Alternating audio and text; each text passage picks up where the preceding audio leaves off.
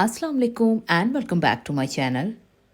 आई hope आप सब ठीक होंगे और हैरियत से होंगे। मियाँ बीवी का खूबसूरत रिश्ता ये एक ऐसा रिश्ता है जो दुनिया में सबसे पहला रिश्ता कायम किया गया था। अल्लाह के हुक्म से हमारे निकाह के बाद हम अपने हस्बैंड के साथ जब रहते हैं तो उसमें कई बार कुछ गलतियां हमसे और कुछ हमारे हस्बैंड से होती हैं, लेकिन इसका ये मतलब हरगिज नहीं कि हम अपने रिश्तों को खराब कर बैठें। आज के व्लॉग में कुछ ऐसी बातें आपसे शेयर करने जा रही हूँ जो आपकी ज़िंदगी को खुशगवार ज़िंदगी बनाने में बहुत हद तक मदद करेंगी।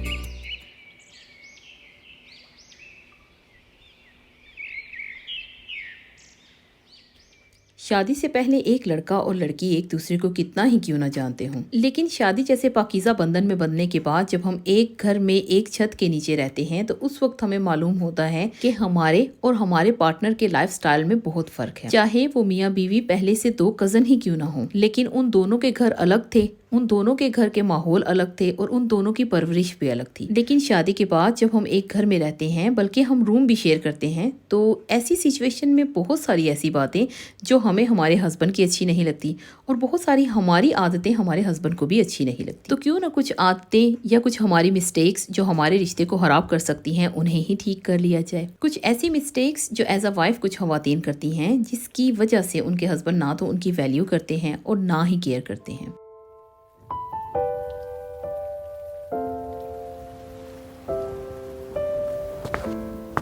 सबसे पहले नंबर पर हमारे मियाँ बीवी के रिश्ते में की ऑफ हैप्पीनेस है, वो है रिस्पेक्ट ईच अदर। एक दूसरे से हमेशा प्यार से बात किया करें, रिस्पेक्ट से बात किया करें।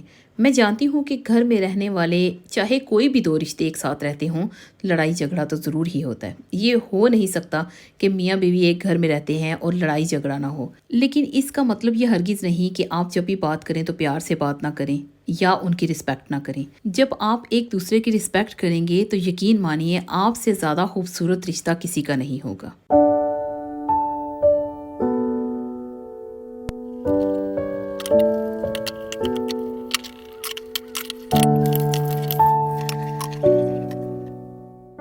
इसके बाद most important, help and support your husband. आपके हस्बैंड को जब भी मेंटली एंड फाइनेंशियली सपोर्ट की ज़रूरत हो तो आप सबसे पहला वो पर्सन होनी चाहिए जो अपने हस्बैंड को मेंटली एंड फाइनेंशियली दोनों लिहाज से सपोर्ट कर सके।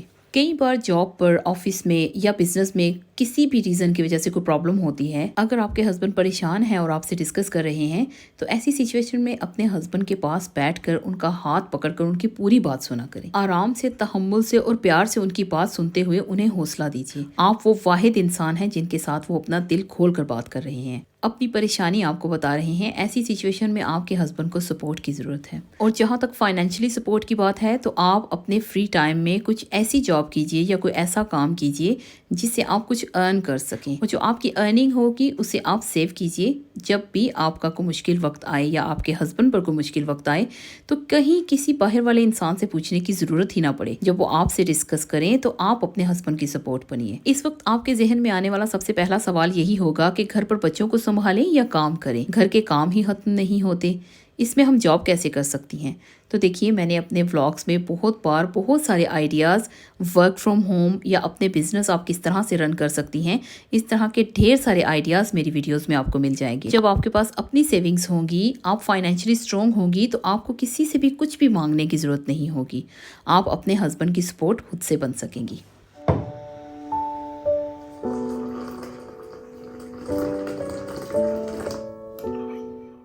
Number 3, relaxing environment for him. सुबह से लेकर शाम तक जब आपके हस्बैंड जॉब पर होते हैं, शाम को वो थके हारे घर आते हैं तो वो एक रिलैक्सिंग इन्वायरमेंट डिज़र्व करते हैं।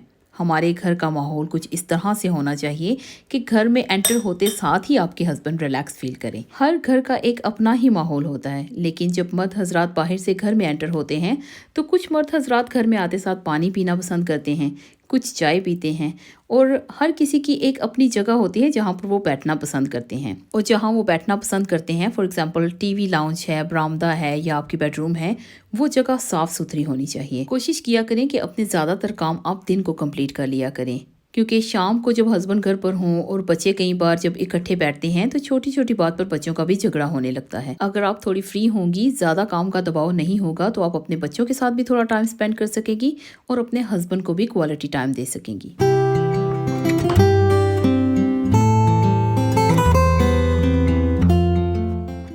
He will love to spend time with you। बहुत सारी खवातीन की ये गलती जो उनको उनके हस्बैंड से दूर करती है वो ये है कि वो घर पर अपने आप का बिल्कुल भी ध्यान नहीं रखती। जैसे भी कपड़े मिलते हैं पहन लेती हैं, कभी भी वो अपने आप को संवार कर नहीं रखती हैं। जहन में ये रखती हैं कि उन्होंने तो देखा ही है ना, घर के काम खत्म होंगे तो हम तैयार होंगे ना। घर का काम ही जान नहीं छोड़ता, हमें तैयार होने का वक्त ही नहीं मिलता। ये कुछ ऐसे जुमले हैं जिनकी वजह से हम अपना ध्यान रखना छोड़ देती हैं। जैसे ही हम अपना ध्यान रखना छोड़ती हैं, हमारे हस्बैंड की तवज्जो हमसे हट जाती है। देखिए, अगर आप चाहती हैं कि आपके हस्बैंड बाहर जब हों, घर पर वो जल्दी से आएँ सिर्फ आपके लिए, आपके पास टाइम स्पेंड करने के लिए, उन्हें आपके साथ टाइम स्पेंड करना भी अच्छा लगे और आपके साथ बाहर जाना भी अच्छा लगे, तो आप अपने आप का ध्यान रखा करें, प्रेजेंटेबल लगा करें। जब आपके हस्बैंड घर पर आएँ तो थोड़ी सी तैयार होकर रहा करें। घर पर भी साफ़ सुथरे कपड़े पहनकर, बाल बनाकर, थोड़ी सी खुशबू लगा कर रहा करें। ये कुछ ऐसी छोटी छोटी बातें हैं, अगर हम इन पर गौर करें तो अपने हस्बैंड की तवज्जो पा सकती हैं। लेकिन इन्हीं बातों को अगर हम इग्नोर करें तो हमारे हस्बैंड आहिस्ता आहिस्ता हमसे दूर होने लगते हैं। इसलिए इन बातों को इग्नोर करने के बजाय इन पर गौर कीजिए।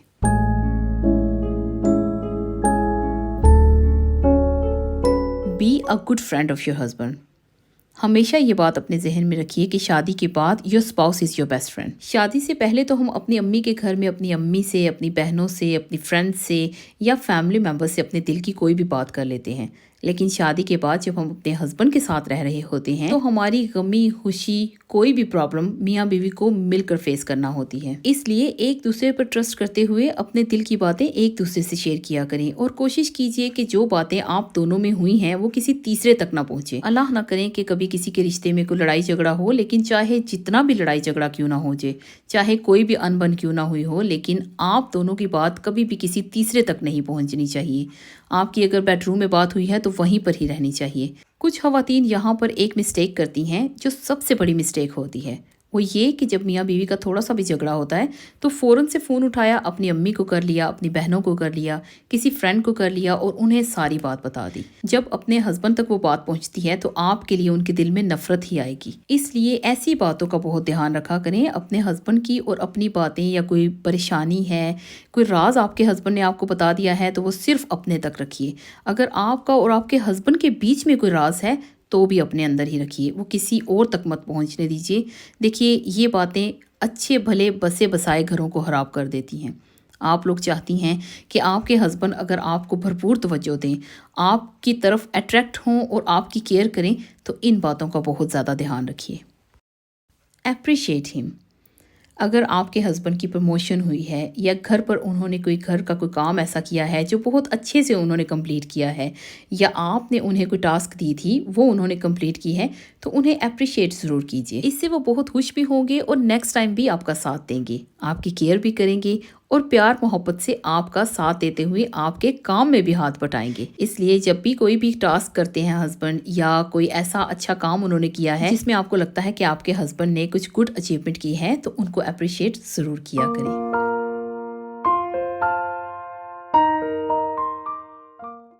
Last but not the least, be responsible and mature. जब हमारी शादी होती है तो शादी के 6 महीने साल तक तो हर हस्बैंड नाज नखरे उठाते हैं, लेकिन जैसे जैसे वक्त गुजरता है, वक्त के गुजरने के साथ हमें भी अपने आप को मेच्योर कर लेना चाहिए। मैं ये हरगिज़ नहीं कहूँगी कि आप अपने हस्बैंड से मजाक मत कीजिए या हस्बैंड से अटकेलियाँ मत कीजिए, ज़रूर कीजिए, लेकिन जो बचकाना हरकतें हैं उन्हें करना बंद कर दीजिए। बेवजह की जिद करना या किसी चीज़ की ऐसे ही फरमाइश कर देना, ये मालूम होते हुए कि आपके हस्बैंड अफोर्ड नहीं कर सकते, इस तरह की बातें और हरकतें एक बीवी को बहुत जल्दी हस्बैंड से दूर कर देती हैं। देखिए, ये जो मर्द हजरात हैं ना, ये थोड़े डिफरेंट होते हैं, इनकी एक्सपेक्टेशंस भी हम खवातीन से थोड़ी डिफरेंट होती हैं। प्लीज़ आप में से कोई भी सिस्टर ये मत सोचिएगा कि मैं सिर्फ मर्दों की साइड दे रही हूँ। मैं इंशाल्लाह दूसरे टॉपिक्स पर भी ज़रूर बात करूँगी और बहुत जल्द बात करूँगी जो कि आप लोगों के लिए हेल्पफुल रहेंगी।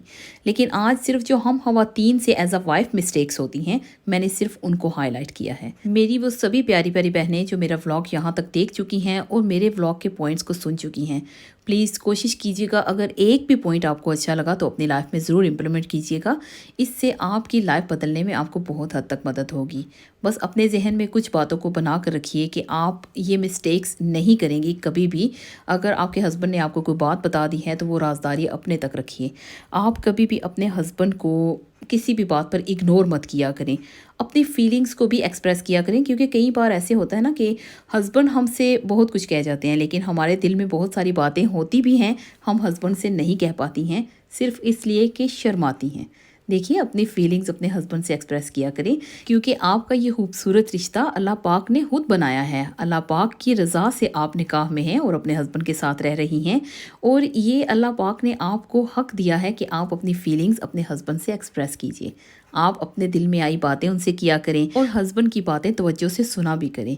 और एक बात जो सबसे ज़्यादा इम्पोर्टेंट है वो ये कि आप अपने बेडरूम्स की बातें किसी बाहर वाले से शेयर मत किया करें, चाहे वो कोई भी बात हो, आपकी पर्सनल हो, आपके फाइनेंशियल प्रॉब्लम्स हों, आप दोनों में कोई झगड़ा हो गया है या किसी भी चीज़ को लेकर आपने बात की है, आपके हस्बैंड ने अगर कुछ आपसे शेयर किया है वो भी, बस आप इस बात से स्टिक रहिए कि आपने अपने बेडरूम की बात बाहर नहीं लेकर जानी है। अगर कभी गुस्सा भी आया है तो अपने हस्बैंड के सामने आप उनसे गुस्सा कर लें। और यहाँ जाते जाते मुझे एक और बात याद आ गई कि कई बार जब हम अपने हस्बैंड पर गुस्सा होती हैं या छोटी सी बात पे कोई अनबन हो जाती है, तो कितने दिनों तक हस्बैंड से बात ही नहीं कुछ औरतें करती हैं, नाराज़गी बनाकर बैठी होती हैं, अना का मसला बना लेती हैं कि हस्बैंड खुद राज़ी करेंगे, खुद बुलाएंगे। देखिए, ये ऐसी छोटी छोटी बातें हैं जो आपके लिए ही मसला बनाती हैं। अगर सुबह के वक्त नाराज़गी हुई है तो जब हस्बैंड घर पर वापस आएँ तो शाम तक उस बात को बस ख़त्म कर दीजिए। और अगर रात को प्रॉब्लम हुई है तो सुबह जब आप अपनी बेडरूम से बाहर जाएं तो हंसती हुई निकला करें, यानी सुबह के वक्त वो बात ख़त्म हो जानी चाहिए। ब्रेकफास्ट टेबल पे जब आप लोग बैठते हैं तो अच्छे से बात किया करें। बच्चों के सामने या फैमिली के सामने मूड बना लेना या 2-2 3-3 दिन तक बात ना करना, इन बातों से भी हस्बैंड दूर हो जाते हैं। आज का व्लॉग मेरा यहीं तक था। आई होप आपको आज का ये व्लॉग अच्छा लगा होगा। अगर अच्छा लगा तो please like, subscribe, share with your friends and family. मैं बहुत जल्द मिलती हूँ किसी नए व्लॉग में, कुछ नई बातों के साथ, कुछ नई चीज़ों के साथ। तब तक आप सब लोग अपना बहुत सारा ध्यान रखिएगा और अपनों का ध्यान रखिएगा। इसी के साथ मुझे दीजिए इजाज़त। अल्लाह हाफिज़।